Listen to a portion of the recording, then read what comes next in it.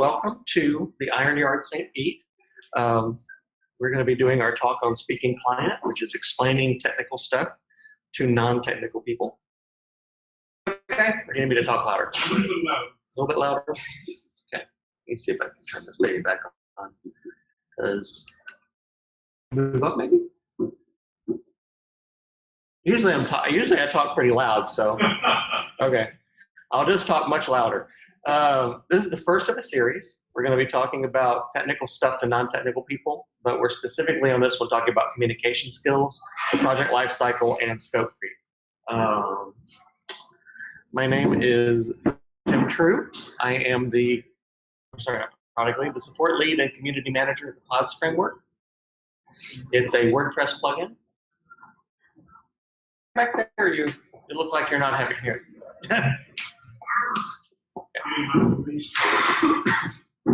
Okay. Like I said, I'm the support lead and community manager of the Pods framework. It's a plugin for WordPress that basically expands the content management software portion of WordPress beyond what it normally can handle. So tonight, we're going to start our story in outer space with some aliens that have been zipping around the galaxy. All right, turn that phone off. Suddenly, they have an issue with their hyperdrive engine, and luckily, they happen to be in the neighborhood of the Milky Way galaxy and decide to drop by on the Earth. They're going to have to look around for intelligent species so they can find some help getting their hyperdrive engine fixed. So they're going to start their search in the North American province of our nation's capital near Washington, D.C. They decide to start scanning for intelligent life, and obviously there's none there. So they've been looking at social media, and they read about this amazing little tech school in St. Petersburg called the Iron Yard. And luckily, they found life there. So they drop in and meet the locals, including me, and ask us for help fixing their little drive, which of course we know nothing about, an organic hydroponic hyperdrive engine. And I want to get their help too, since I'm teaching a class on non-tech people, so I'm going to ask for their help. Okay, they'd love to help since growing their engine is going to take an entire month anyway. So they're going to start by helping us clean up the screen clutter. And so we can talk about the project or the communication toolkit. Starting any kind of communication with people that are not technical, you're going to have a certain set of tools that you need to know. And they're primarily on context, empathy and perspective, common ground, comparisons and analogies, and clarifications by asking questions. Those are the 5 things you've got to use in your toolbox anytime you need to communicate technical stuff to non-technical people. The context. Context matters. Does this mean what I think it means? And it can mean different things depending on the context in which I'm using them. If I'm, by any chance, like, a book that says to serve man, if an aliens drop on the thing and they have a book that says to serve man, serve me as dinner, or you're actually going to serve me, food. So that's a contextual situation. You need to know what is the context of the problem that we're dealing with. A tool that you're creating for some people can actually be something entirely different depending on what you're actually building. Are you building a house? Or are you building a website? Are you building a garage? Context is for the client or the person you're talking to. Context is the part where you basically have to put yourself in their shoes and in the situation of what you're building so that you can actually explain what you want them to fix. Perspective and empathy is, again, part of that same background. You have to be able to understand someone else's culture, their background, possibly, like you guys work with older folks. You got to get into their frame of mindset to be able to explain something to them in a technical way. A lot of times when you're dealing with like a technical issue or when you're trying to explain what you want to fix for someone or build for someone, you're actually talking about what is their job. Maybe their job is a bakery and you're building a website, they build a cake. So you kind of put yourself in the same frame of reference so that you can actually help explain some of their stuff in a way that they might understand, because this is the kind of work they do. So And that also brings us into common ground. You always want to speak on the same level. You never want to speak down to the person. Even though what you're explaining is technical, you never want to make them feel like they're not intelligent, because they are intelligent. They're just ignorant of what you're talking about. And ignorance just means I don't know anything about that. It's not I'm stupid. It's just I don't know anything about that.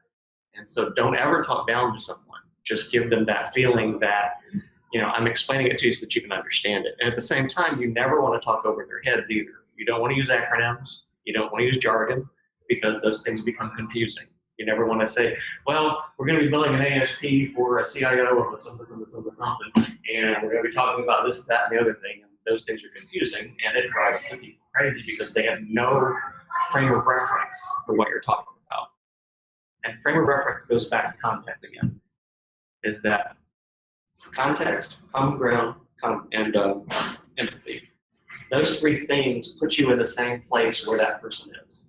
If you're in their place, you're much better able to communicate something to them. I don't know if you guys saw the movie Arrival when it came out. There was a whole, that was a big thing because she was basically had to learn a completely different language in order to speak with the aliens. And in their situation, there was no frame of reference. They had to come up with a common way to communicate to each other. And part of that is like, you've got, this is an apple, this is a pear. You give that name for that thing, and then that helps the other person get it. And a lot of that was body language. A lot of that was being able to actually see the person that's actually communicating with you. So, and that's where a lot of that comes from. Now, the other piece of this is make comparisons with analogy. It's much easier to explain something if you can give someone a more common frame of reference that works the same way. Find analogies with your audience and client and use them. One of the things I do a lot, especially when I'm trying to explain why something's going to cost a lot of money, talk about the function you're building. Like in the case, I was just telling them earlier when we walked in, when you're building a website for a client, they have to think about what the functionality of that website is. And that website is doing work for that client that an employee would do. And so you can compare the value of that website based on the value of what you would be paying that employee to do that work. And that's kind of where you create a connection that they can understand. Usually when building a project and explaining why the project is going to take so long, use the analogy of a house, building a house. You can't build a house. What kind of house do you want first? You can't build a house without designing that house first.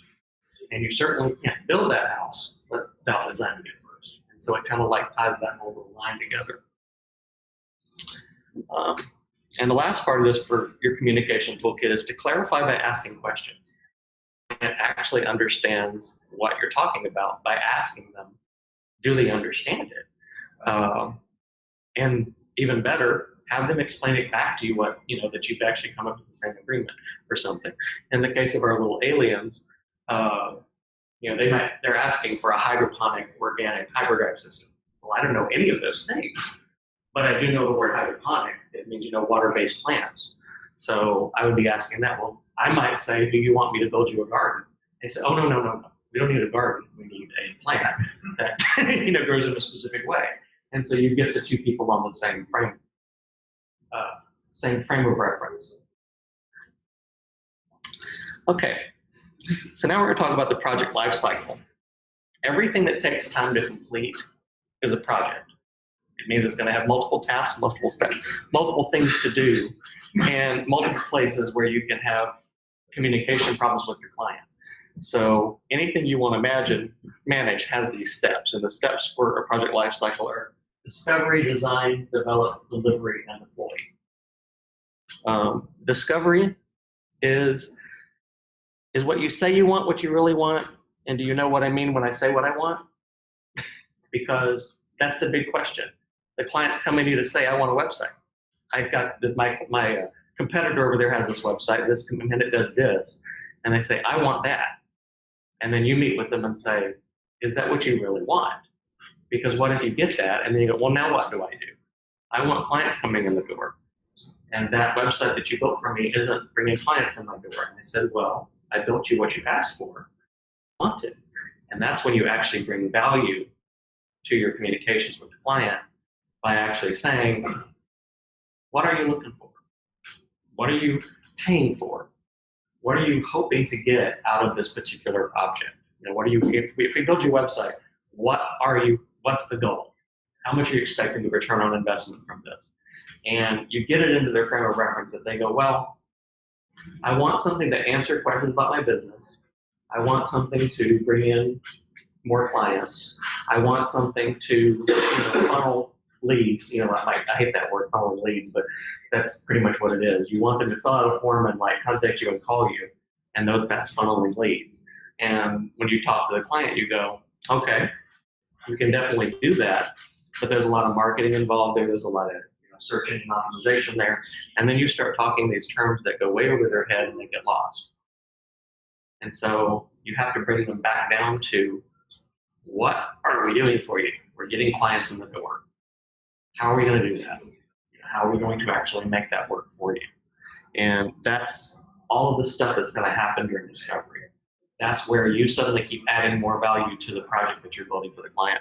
I'm not going to go terribly heavy into this part because we're having a talk in June where the guy is actually only talking about discovery. He's talking about how you bring value to your first initial meeting with the client during the discovery phase. Because the discovery phase is when you get to understand what your client does, you get to understand what they're trying to do and what they need to do for their business. And you're also realizing how you can help them build more business, streamline their workflows, add more efficiency to their stuff, maybe add better accounting, all of that kind of stuff. That's what discovery does. It determines what you're going to build. In the case of your architect, or someone says, well, I want a house. Okay, I'm going to build a house. Let's say that's what you did. If that's all you did. If you met with someone and they said, I want you to build me a house. And they said, okay, I'm going to build you a house. And you go off to start working on designing a house for them, but you don't know what color it is. You don't know how many rooms they want. And you don't know, is it 2 floors? And then come back and you built them the house and said, well, I wanted a house boat. And you got to start all over again. So that's what this portion of the project is to discover, is to help you define what the project's expected to accomplish. It helps you build requirements, and it helps you create the definition of the project. Design phase starts after discovery. That's when you've basically gone through the whole process of figuring out what the client wants. And rather than building an entire house for them right off the bat, or building an entire website off the bat, you're really going to break it down into a mock-up, like a demo, or you're going to do something that doesn't take too much effort to give a visual, sensory, tangible representation of what the client wants. Basically, design phase is, okay, based on our discussions, we're going to build you a quick little mock-up. It might be a keynote presentation. It might be a bunch of screens that look like this, but I'm going to show you this so that you determine, does this work the way that eventually, when we build it, it's going to work the way you expect it to work.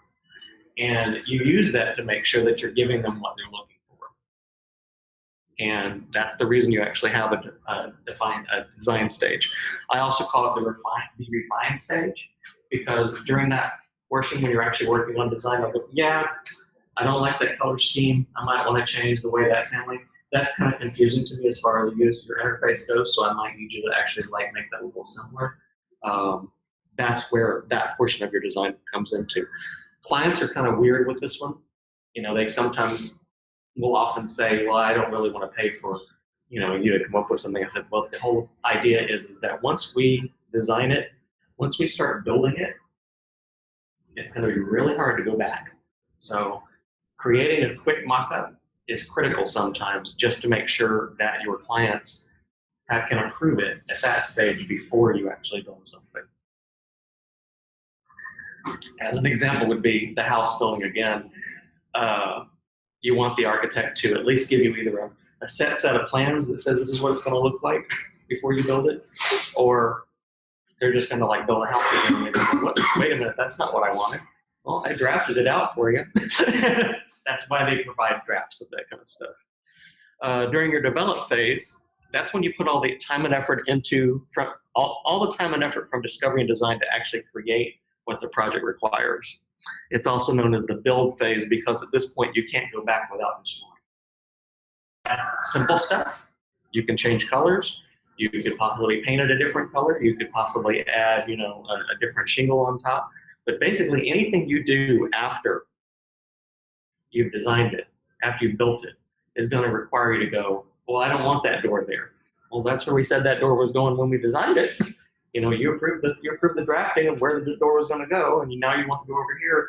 Doing that door in a different place is going to cost you money.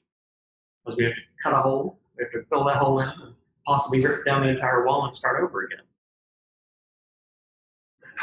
All of this is going to kind of make sense in a bit as far as like destruction and stuff goes. Delivery is when you provide the finished product to the client in a way that they can test and kick the tires.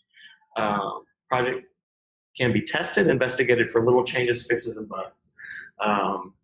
The delivery phase, they still don't own it. They're still not in it, but it's in a state where they can at least check it out, go through and make a list of things that they might need to fix. That list of changes is the punch list. Usually it's minor fixes, and these are things that should be in your contract as far as, no, I'm not going to completely restructure the way your website works. It can be this, minor fixes, and there's a list of things that you would include that would be allowed to be included in this part of your project without starting all over again. Phase is when you put the baby out in the world and see if it floats. This is also usually when the ownership changes hands of the project to the requester.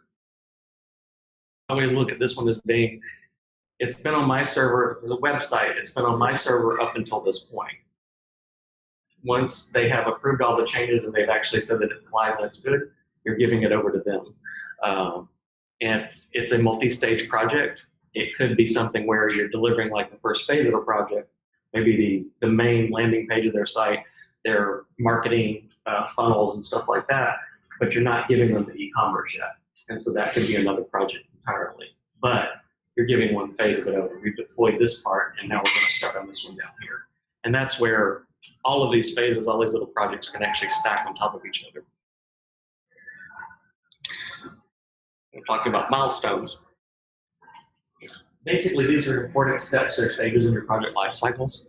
There are also points where you have delivery dates, usually deadlines, usually a change in project. Discovery, you don't actually start designing until after discovery is finished. You don't start developing until design is finished. And you definitely don't deliver until you've built it. It's also the point when you can get money, usually.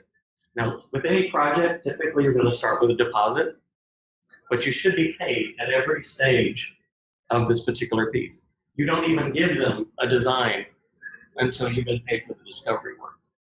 You don't start developing, and you don't actually even show them the designs until they've been paid for design. It's kind of like, these are specific points where, honestly, the project could end. If the client is not happy with discovery, you still have to get paid for that whole amount of work you did. If the client's not happy with the design and they decide to not let you do changes, you still have to be paid for the work that you did. And that's kind of where you establish these things as part of your project communication with them so that they understand that project, I do expect payment. It's in my contract, and I will expect payment. This is also where we talk about scope creep. Changes that occur during the life cycle of your project are scope creep. That means that the original definition changed. It has either changed minorly, maybe they want a different functionality added to the website, or it could be a major change. But the ones where you really have to worry about it is anything from design to delivery. If the changes happen in that particular area of your project, it's going to be not catastrophic, but definitely not good. And this is why you have to communicate to the client about it, because changes made in your scope after discovery mean the project may have to jump back to the prior milestone, or it may mean you have to start over from scratch, depending on the type of project you're working on. if you were working with this client and they didn't tell you that they really wanted an e-commerce website, and that didn't come out until in the discovery phase until you'd already built it, you're going to have to start over. You've got no choice.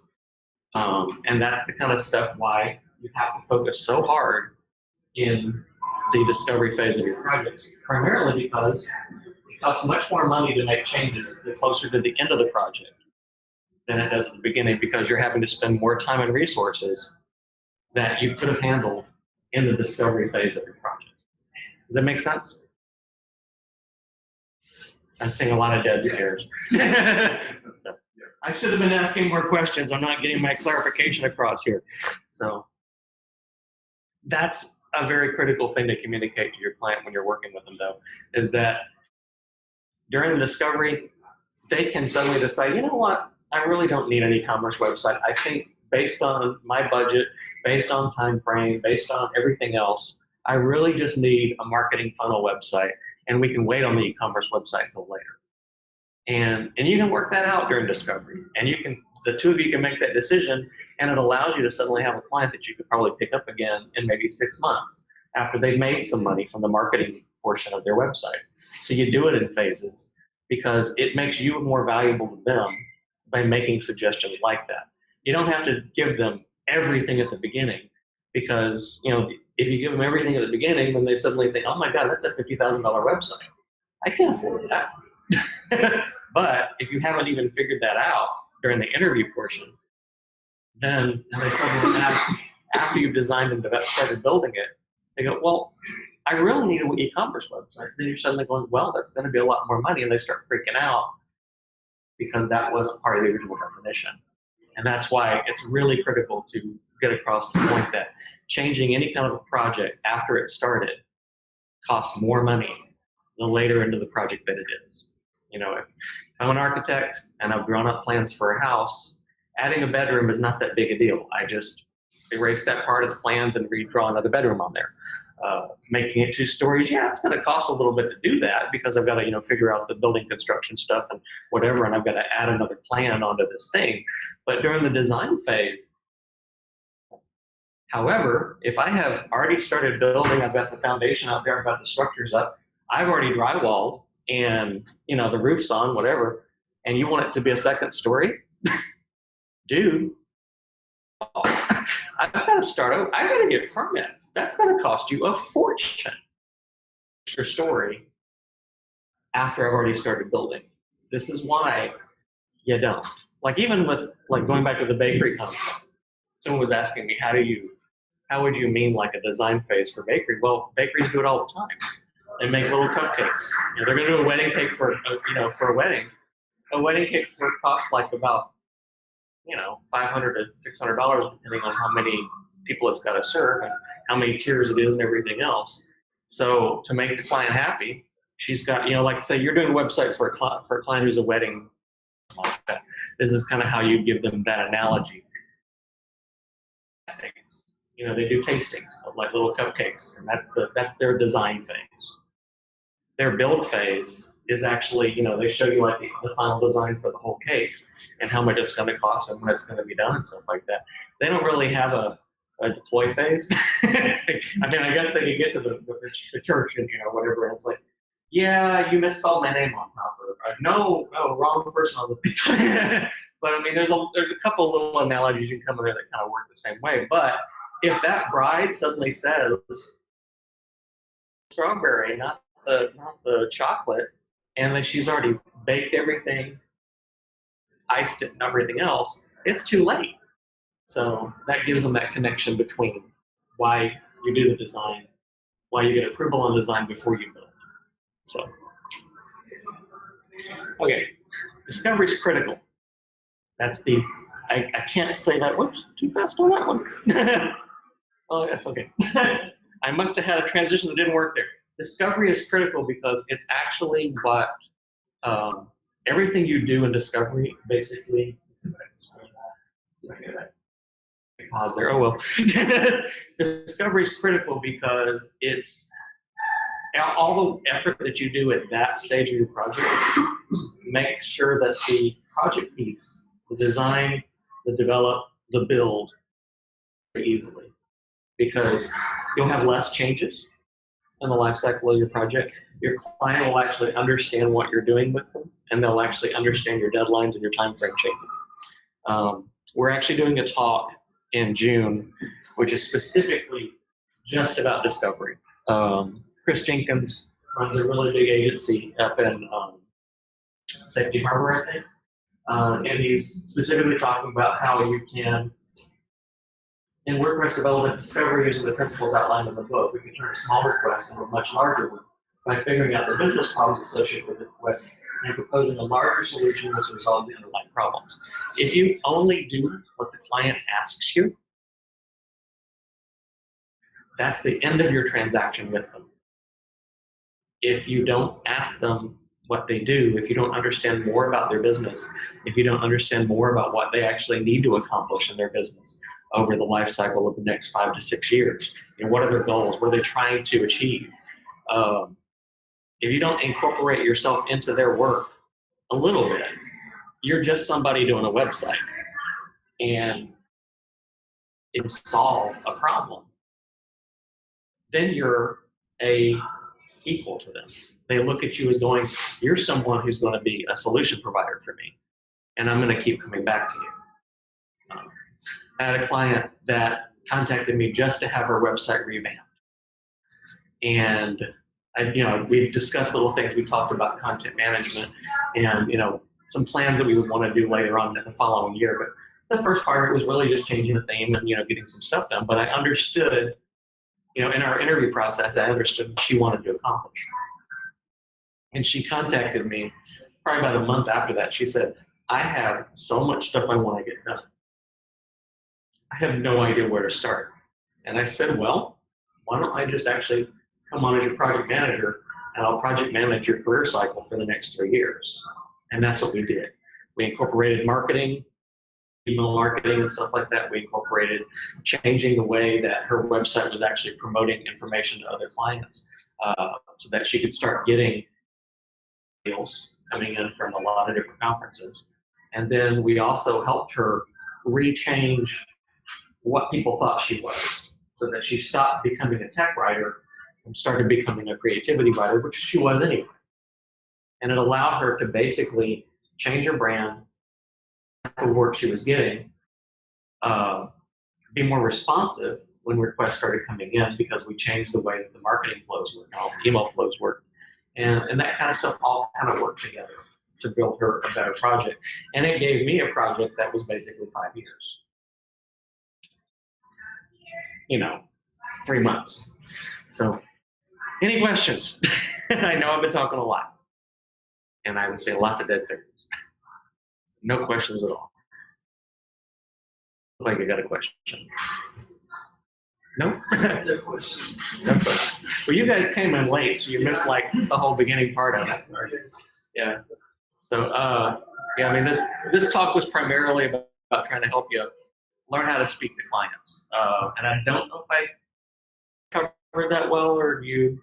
Yeah, go ahead, Dave. You talk about jargon in the beginning. Yeah. When you go into, you get the 5 Ds, do they say, what the heck are you talking about? That's going to be part of your contract. Good question. Oh, thank you. The question was, when you go into a client and you start talking about the project lifecycle, those 5 Ds, do they start just getting a blank stare like I probably did when I started talking about it? Sometimes yes. That's actually going to be in your contract. And it's going to be something where you're going to have to give them the analogy. We're starting a process with you that may take a couple of months. It may take half a year. It may take an entire year, multiple years, depending on what your entire scope of your project is. That's why, we discuss it this way. You have to do the analogy first. Think of it like someone building a house for you. And most people get that piece. They get that a house is not something simple. And it really does depend. Again, whatever kind of solution you're going to be working on the client, it's like they'll come to you and they'll say, I want a website. The question I ask them is why? What do you expect that website to do for you? Lord, you guys are loud out there. Now I know why you guys are here. All right. With the contract to the discovery phase, it almost sounds like the discovery phase can be broken down into two sessions, two separate sessions. One where you explain how all this is going to go, and then the 2-hour intense discovery session. Discovery is never a 2-hour session. Discovery is a month-long session. Right. Discovery is basically when you're engaging with your client the first time. So what I was trying to roll back is if you're going to have that very first meeting, you're going to define the project. Yeah. And try and describe the contents of what's going in without actually doing any discovery work. You don't actually, your first meeting with that client, talking about discovery, really what you're doing is you're not going to be discussing the entire project plan. Right. That first meeting. How I'm going to be working with you. And I'm not going to actually start doing any work for you until we figure out what we're going to be doing together. That's really your major conversation. Right. Your very first initial meeting with that client. What are we doing? And how are we going to do it? And how are we going to work together? And you should never be just basically, oh, okay, well, I'm going to do that website. Okay, thanks for that money. Here's the contract. Walking out the door. You never want to be at that level. You want to be at the point where we're engaged in what they're trying to do and what they're trying to accomplish, because that makes you. They do have to understand that they have to pay for that. So how can you define that very first meeting without actually rolling into that discovery? Meeting one, pre-deployment or pre-discovery. How would you define that and talk to your client? Where you actually, suddenly now I'm seeing almost 6 steps. So here we're going to sit down, we're going to have a cup of coffee, we're going to get out a napkin, and we're going to Try talk not to about make it that complicated. When it comes down to it, is that you can't begin work that client needs. Right. And that's the communication you're actually having with them. Because what will end up happening is you'll have a client come in and say, well, I just want you to build this thing. This is what I want. Some of them will actually have an entire requirements document for you. Some will be nice like that. Sometimes. Rare. Your goal is to not allow the project to get out of hand before you even start talking. Right. And that's why discovery it's called that nebulous phase. It's interview. It's explaining what I'm going to do for you. It's explaining how we're going to work once we actually figure out what we're going to be building for you. Back and forth communication. That's discovery. Because they're discovering about you and how you work and how you're going to handle their projects. And you're also discovering about them what they're trying to do. And that's why it's a critical part of the process. How much time do you allocate for that? Because it's just like any other business. I mean, you can spend all day, every day, talking to customers and the discovery. What do you consider the cutoff point? Like you shoot for, because your time is money, and that's what you're getting paid for. You don't want to spend all this time. The question back, how do you determine how much time to spend during discovery, during interview, during meetings and stuff like that with a client? You have to treat it just like a lawyer, just like an architect, just like anyone else, that your discovery is going to either cost this much of the project, and they're going to give you a deposit to start working with the project or something of that nature. You determine how many hours are estimated to go into discovery at the beginning, and they realize that's going to happen. What I used to do actually is I would give them an estimate of hours for discovery, and I'd say, I'm going to actually, in the discovery phase, I'm going to build out an entire project plan for you, the whole bit, and you can walk to anybody else out there and let them take over the project at how you want to, but you're still paying me for that piece, because that's where my expertise is in project management and requirements documentation. A lawyer gives you 15 minutes to 30 minutes to talk, and then the thing, and they start tracking the time. Your clients have to understand that as well. I've had clients that treated me like salaried employees and would just shoot the bull with me. there's a talk we did last year of clients from hell, and I call those clients, they don't have a life, and so they think you don't have a life, and so they call you and talk to you all the time, and they honestly, let's go have a meal, let's go get a beer and stuff like that, and we'll talk about your business. And I said, I have a beer with you, but I'm tracking the time because I have to. I get paid for the work I do, and when I get paid, it's $175 an hour. Hearing that, and once you start billing them for those little conversations, they'll be more organized and they'll stop the bullshit part of it. You have to tell them. You really just have to tell them.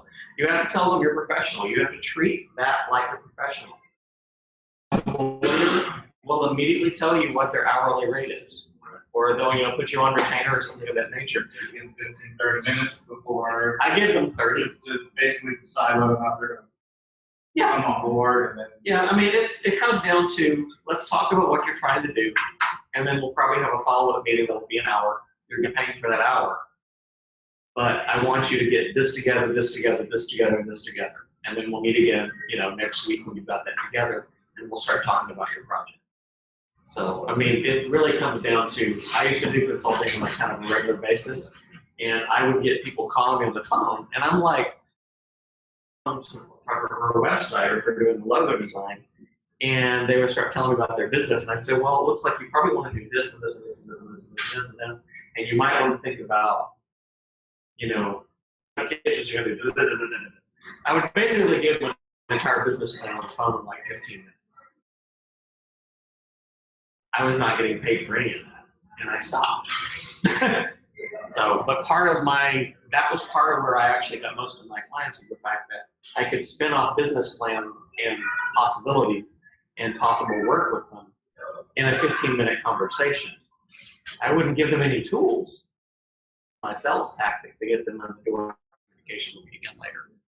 So, yeah, the point is that you have to prove value to them. You have.